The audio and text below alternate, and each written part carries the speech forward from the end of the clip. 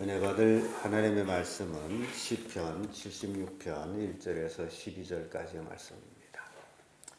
시편 76편 1절에서 끝절까지의 말씀 찾으셨으면 교독합니다. 제가 먼저 읽습니다. 하나님이 유다에 알리신 바 되셨으며 그 이름이 이스라엘 크시도다. 그 장막이 떠나시는 있으며 그 천성은 시온에 있도다. 거기서 저가 화살과 방패와 칼과 전쟁을 깨치시려다. 주는 영화로우시며 약탈한 산에서 정리하시리로다. 마음이 강한 자는 탈출을 당하여 자기 잠을 자고 장사는 자기 손을 놀리지 못하도다. 야곱의 하나님이여 주께 높으시며 영광과 다 이런 자녀들이니이다. 주고 주는 경외할 자신이 주께서 한번 노하실 때 누가 주의 목전에 서리이까. 주께서 하늘에서 판결을 선포하시며 땅에 이르고 장담하는 날이다. 곧 하나님의 땅의 모든 온유한 자를 구원하시려고 판단하시러 일어나실 때로다. 진실로 사람의 노는 장차 주를 찬송하게 될 것이요 그 남은 주께서 되시리니. 너희는 여호와 너희 하나님께 서원하고 갚으라. 사방에 있는 모든 자도 마땅히 경외할 이에게 예물을 드릴지로다. 저가 백배의 신령을 베푸시니 저는 세상에 되기를 비옵니시로다. 아멘. 이 말씀으로 알리신 바 된 하나님, 이런 제목으로 말씀을 나누겠습니다. 하나님이 온 민족 중에, 온 세계 중에 이제 널리 그 이름이 알리신 바 되는데, 지금까지도 하나님을 잘 모르는 사람들이 많습니다. 그래서 이 하나님이 이제 알리신 바 되게 되면 하나님이 어떤 일을 하는지를 겨우 질문을 받게 됩니다. 이스라엘 백성들도 그들은 친히 출애굽했을 때는 하나님이 함께 하심을 경험한 자들입니다. 낮에는 구름 기둥, 밤에는 불 기둥으로 매일같이, 그것도 하루 이틀도 아니고 40년간 하나님이 함께 하심을 경험합니다. 낮에는 너무 뜨거워가지고 구름이 덮어주어야 이스라엘 백성들이 그 더위를 피할 수 있고, 또 밤에는 너무 추워요. 그래서 불기둥이 있어야만이 그들이 또 체온을 보존할 수 있고, 그렇게 하루 이틀도 아니고 40년 동안 하나님께서 이스라엘 백성과 함께 하셨고, 이스라엘 백성은 그 하나님이 함께 하심으로 불기둥, 구름기둥이 움직이지 아니하면 언제든지 거기에 머물러 살다가 구름기둥이 움직이면 따라서 성막을 걷어가지고 다시 멈추는 데까지 옮겨가는, 그게 이스라엘 백성이 40년간 생활했습니다. 그래서 그 40년간은 일이라는 것이 하나님을 잘 섬기는 게 일이었어요. 하나님 말씀대로 사는 거 일이었어요. 왜냐하면 먹을 것 때문에 일할 필요가 없었기 때문에. 새벽 일찍이 들에 나가면 만나가 있었고, 고기 먹고 싶을 때는 메추라기가 날라왔고, 샘물을 먹기 싶을 때는 반석에서 물이 흘러나왔고, 먹고 입는 문제 가지고 고민할 일은 없고, 어떻게 하면 온전히 하나님 말씀대로 살아갈 것이냐, 그 훈련을 받는 기간이 40년입니다. 그렇게 40년간 하나님이 그들과 함께 했음에도 불구하고 이스라엘 백성들은 쩍하면 하나님을 배반했어요. 참 인간들이 기가 막힙니다. 우리도 마찬가지죠. 우리도 매일같이 하나님을 섬기면서 살아야 되는데 쩍하면 하나님이 멀어지고 내 생각대로 살아갑니다. 그래서 이런 모습 속에서 참으로 하나님이 나에게 어느 만큼 알려졌느냐, 내가 하나님을 어느 만큼 알고 있느냐, 이게 굉장히 중요합니다. 아는 것만큼 의지하고 아는 것만큼 하나님을 경외하면 우리의 신앙은 너무너무 훌륭한 신앙이 될 텐데, 그렇지 못하기 때문에 이 땅에 살아가는 동안에 온전히 하나님의 주시는 복을 받지 못하는 모습을 보게 됩니다. 그래서 알리신 바 된 하나님은 전쟁을 깨치시는 하나님이시다. 성경 보면 하나님이 전쟁에 관해서는 전쟁이 나에게 속한 것이다 라고 말씀합니다. 전쟁의 승패는 하나님께 달려있지 인간의 군사가 많거나 말이 많거나 무기 좋거나 거기에 달려있지 않다라고 성경은 가르치고 있습니다. 그래서 이 전쟁을 깨치시는 하나님. 시편 46편 9절의 말씀 보면 저가 땅끝까지 전쟁을 쉬게 하시며 활을 꺾고 창을 끊으며 수레를 불사르시는도다. 하나님이 전쟁을 쉬게 할 수도 있고 전쟁을 할 수 있게도 하실 수 있는 분. 모든 주권은 하나님께 있다는 겁니다.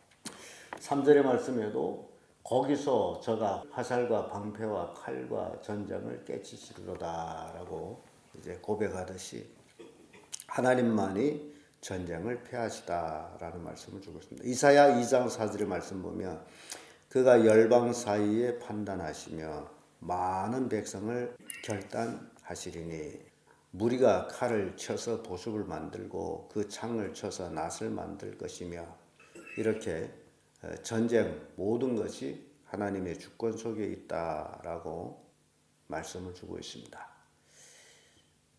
두 번째로 알리신 바 된 하나님은 심판하는 하나님이시다. 우리는 늘 이제 심판하신 하나님 이제 얘기하고 있습니다. 특히 예수님의 재림 때 예수님이 다시 오시면 이 세상은 심판이다라고 우리는 말하고 있습니다. 그런데 문제는 그 심판을 믿고 있느냐 안 믿고 있느냐가 문제입니다. 오늘날 예수 믿으면서 심판을 안 믿는 사람이 참 많습니다.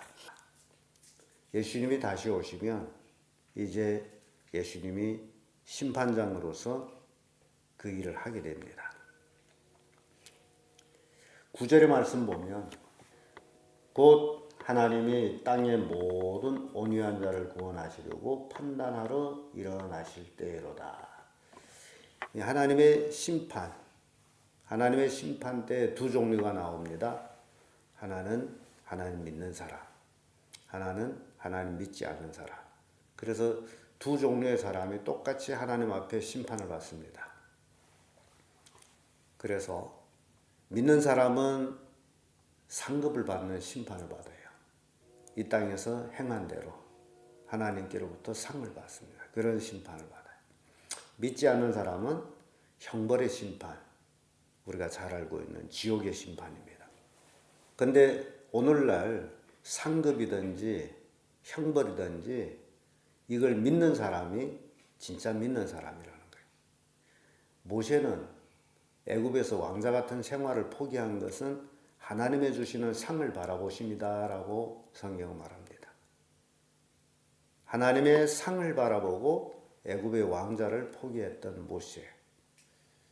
하늘의 표대 오직 예수 그리스도를 향하여서 다름쳤던 바울도 이제 하나님의 주실 상을 바라보고 그렇게 다름질했던 모습을 봅니다. 왜 믿음의 사람들은 그렇게 했을까? 바로 하나님의 심판이 있기 때문입니다. 심판이 없다면 인간은 방종하게 삽니다. 지멋대로 삽니다. 심판이 없기 때문에. 그러나 하나님은 심판하시는 분이시다라고 알려진 거예요. 하박국 2장 20절에 보면 오직 여호와는 그 성전에 계시니 온 천하는 그 앞에서 잠잠할지어다 라는 말씀이 있습니다. 하나님의 심판자로 임하실 때에 온 천하는 그 앞에서 할 말이 없습니다. 잠잠하게 되어 있습니다. 사무엘상 2장 10절에도 여호와를 대적하는 자는 산산이 깨어질 것이요 하나님을 대적하는 자는 산산이 깨어질 것이다. 심판받는다 말이죠. 그래서 하나님께서 땅끝까지 심판을 베푸시고 하나님은 이 우주 전체를 이제 인간 세상 전체를 이제 심판하십니다. 시편 7편 8편에도 여호와께서 만민에게 심판을 행하시니 이렇게 말씀합니다. 상급 심판 분명히 있고 형별 심판 이 두 가지 심판이 이루어지는 겁니다. 끝으로 알리신 바 된 하나님은 찬양받으실 하나님이시다. 그래서 진정 하나님을 아는 사람은 하나님을 찬양합니다. 하나님을 높이 찬양합니다. 10절 11절의 말씀 보면 진실로 사람이 노는 장차 주를 찬송하게 될 것이요 그 남은 노는 주께서 금하시리로다. 너희는 여호와 너희 하나님께 서원하고 갚으라. 사방에 있는 모든 자도 마땅히 경외할 이에게 예물을 드릴지로다. 하나님은 찬송받으실 분이고 모든 사람은 그를 경외하며 그에게 예물을 드립니다. 그래서 하나님을 알게 되면 정말 하나님만이 나의 하나님이십니다 라는 것을 알게 되고, 그리고 하나님 앞에 또는 사람 앞에 서원한 그것을 갚게 되는 것이 하나님을 아는 사람들입니다. 하나님을 모르게 되면 말과 행동이 달라집니다. 그러나 하나님을 알게 되면 말한 대로 삽니다. 서원한 대로 갚습니다. 그래서 오늘날 우리가 이 인간 세상에서 살아가면서 너무나 하나님을 모르는 사람들하고 살아가고 있기 때문에 세상 사람들을 닮아갈 때가 있습니다. 이게 뭐냐? 자기가 말해놓고 행하지 않는 것. 이게 세상 사람들을 닮아가는 거예요. 왜냐하면 세상 사람들이 다 그렇게 살아가고 있기 때문에. 그건 별거 아니에요. 거짓말 한 것도 별거 아니에요. 근데 진정 하나님을 알게 되면 그러지를 않습니다. 말한 대로. 그래서 말한 대로 살아가는 삶이 결국 신앙입니다. 불신앙은 말한 대로 하지를 않아요. 말로는 얼마든지 할 수 있지만은 그러나 실제적인 삶이 없는 것이 불신앙이에요. 그렇기 때문에 하나님은 찬양받으실 하나님. 그 찬양받으실 하나님 앞에 서원한 것을 인간은 갚아야 되는 것. 예물을 드리면 찬양해야 되는 것. 그걸 보여주고 있습니다. 역대상 16장 8절에서 9절의 말씀 보면 너희는 여호와께 감사하며 그 이름을 불러 아뢰며 그 행사를 만민 중에 알게 할지어다. 그에게 노래하여 그를 찬양하며 그 모든 기사를 말할지어다. 우리 인간이 오로지 하나님의 이름을 불러 그를 찬양하고 그의 기사를 이제 만방에 전하는 것입니다. 역대상 29장 13절에도 우리 하나님이여 이제 우리가 주께 감사하며 주의 영화로운 이름을 찬양하나이다. 이 주의 그 영화로운 이름, 하나님의 이름, 그 이름 자체가 아주 영화로운 이름입니다. 그래서 그 이름을 우리는 찬양하는 거예요.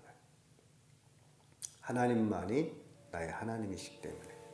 찬양받으실 분은 하나님 외에는 아무도 없습니다. 피조물은 찬양받을 수가 없어요. 인간이 아무리 위대하다 할지라도, 아무리 막강한 힘을 가지고 있다 할지라도 찬양의 대상은 안 됩니다. 그런데 인간 세상에는 인간이 위대하다면 그를 찬양하고 하나님 자리에 놓는 모습이 있습니다. 그래서 인간은 망하게 돼 있어요. 찬양받으실 분은 오로지 하나님 한 분이시다. 이렇게 시편 76편 1절에서 12절의 말씀을 통해 가지고 하나님이 어떤 분이시다라는 것을 알리고 있습니다. 아삽은 그 어려운 이스라엘 그 이제 환경 속에서 하나님이 하신 일을 깨달았기 때문에 이런 시를 써서 읊은 겁니다. 전쟁을 깨치신 하나님, 심판을 행하신 하나님, 찬양을 받으실 하나님. 오로지 믿고 의지해야 될 분은 하나님 외에는 아무도 없다. 그걸 이제 교훈하고 있습니다. 기도하겠습니다.